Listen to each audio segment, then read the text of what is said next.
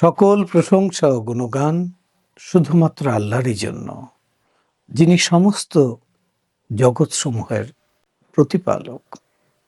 হে আল্লাহ, শান্তি বর্ষণ করুন সেই মহানবী সাল্লাল্লাহু আলাইহি ওয়াসাল্লাম এবং ওনার পরিবার পরিজনদের প্রতি। যেভাবে আপনি শান্তি বর্ষণ করেছিলেন হযরত ইব্রাহিম আলাইহিস সালাম এবং ওনার পরিবার পরিজনদের প্রতি, নিশ্চয়ই আপনি মহিমান্বিত, নিশ্চয়ই আপনি গৌরবান্বিত। আমার প্রিয় ভাই বোনেরা, আসসালামু আলাইকুম। আমি ডক্টর কালাম ফারুক বলছি। একটা প্রশ্ন করি, বলুন তো, আপনি নিজের ভেতরের গুনাহগুলোকে আগে ছাড়বেন, তারপর আল্লাহর কাছে যাবেন? না আপনি আল্লাহর কাছে আগে যাবেন, তারপর গুনাহগুলো ছুটবে? দেখুন, আজ পর্যন্ত আমরা মনে করতাম যে আমি আগে পবিত্র হয়ে নেব, আগে আমি এটা ছেড়ে দেব, তারপর আল্লাহর কাছে যাব। কিন্তু বিষয়টা এরকম না। বিষয়টা হচ্ছে, আপনি যদি আল্লাহর সাথে যুক্ত হন, এই জিনিসগুলো আপনা আপনি ছুটে যাবে।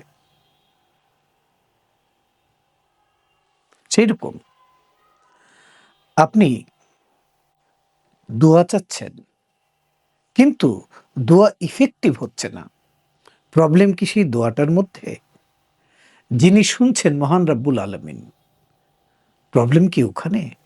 নাকি প্রবলেম আমার মধ্যে? আপনি কখনো চিন্তা করেছেন যে আপনি যখন দোয়া চাচ্ছেন, তখন আপনার চিন্তা কিভাবে ফাংশন করছে?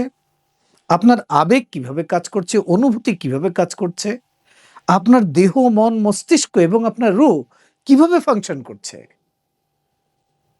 আপনার হাত তোলাটা কেমন হচ্ছে? এটা অভ্যাসগতভাবে তোলা হচ্ছে?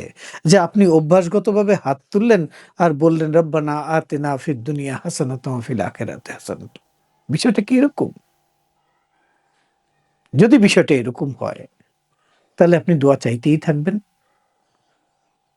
আর আপনি আপনার নিজের কারণেই সেটার ইফেক্ট আপনি দেখতে পাবেন না।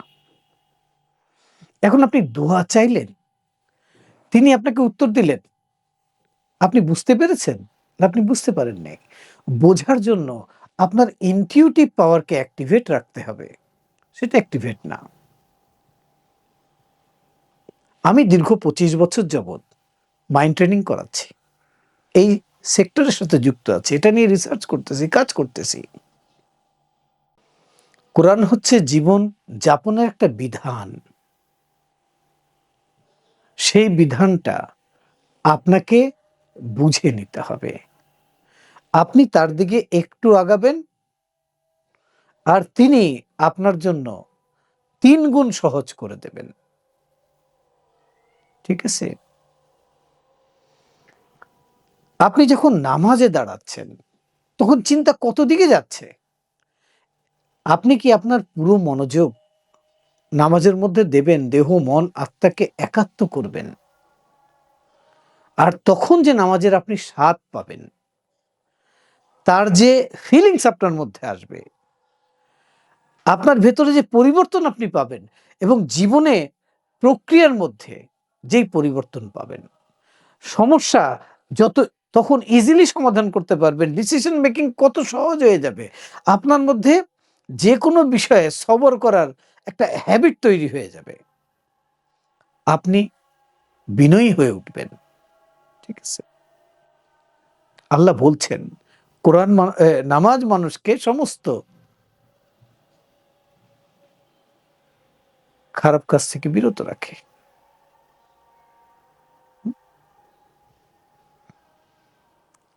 আপনি যদি চান যে আপনি ৫ মিনিট আল্লাহর জিকির করবেন, কিন্তু মনের থেকে, দেহ, মন, আত্মাকে একাত্ম করে, চিন্তা, চেতনা, আবেগ, অনুভূতিকে একাত্ম করে, ঠিক আছে? আপনার দেহের ভিতরে আপনি নিজেই সুস্থতা অনুভব করবেন। আপনার রোগ আস্তে, আস্তে ডিলেট হয়ে যেতে থাকবে। আমরা জানি না কিভাবে সারেন্ডার করতে হয়। হ্যাঁ? তো আমাদের লাইফে অনেক ধরনের ইস্যুস আছে। আমরা বিপদে পড়লে কিভাবে সেখান থেকে উদ্ধার হব, সেটার টেকনিক কি হওয়া উচিত? কিভাবে ডিসিশনটা মেক করা উচিত? কিভাবে লাইফে আর্নিং করা উচিত, কিভাবে সামাজিক কাজগুলোকে করা উচিত, কিভাবে নিজের ভেতরটাকে ডেভেলপ করা উচিত, নিজের অন্তরাত্মাকে পরিশুদ্ধ রেখে জীবনযাপন করা উচিত। এই পুরো বিষয়টা আমি আপনাদেরকে কোরআন শেখাবো না, নামাজ পড়া শেখাবো না, দোয়া চাওয়াও শেখাবো না। শুধু শেখাবো কিভাবে দেহকে, মনকে, আত্মাকে একাত্ম করে, কিভাবে চিন্তাকে, আবেগ, অনুভূতিকে, নিজের বোধ শক্তিকে পরিপূর্ণভাবে প্রয়োগ করে কিভাবে স্বয়ং আল্লাহর সাথে কানেক্ট হতে হয়, তার জগতের সাথে কানেক্ট হতে হয়, আর কিভাবে সেখানে কাজ করতে হয়। এই পুরো বিজ্ঞানটা আমি আপনাদের জন্য নিয়ে এসেছি। এই রমজান মাসে প্রথম রমজান থেকে একদম ২৭শে রমজান পর্যন্ত ২৭টা ক্লাস হবে, প্রতিদিন ১ ঘন্টা করে তারাবির পর। আপনি আমার সঙ্গে যুক্ত হন, আপনার জীবনটাকে ট্রান্সফর্ম করুন। চলুন আরেকটা প্রশ্ন করি। বলুন তো, এই পবিত্র রমজান মাসের যে ৩টে সেগমেন্ট আছে, প্রথম ১০ দিন রহমতের, তারপর মাগফিরাতের, তারপর নাজাতের, এই রোজাই কেন আপনাকে পরিশুদ্ধ করবে? কারণ কালেকটিভ অ্যাওয়ারনেসে, কালেকটিভ কনসিয়াসনেসে অনেক পাওয়ার আছে। যখন সমগ্র বিশ্বে প্রত্যেকটা মানুষ একসাথে সিয়াম সাধনা করবে একটা উদ্দেশ্য নিয়ে, তখন এটার অনেক পাওয়ার।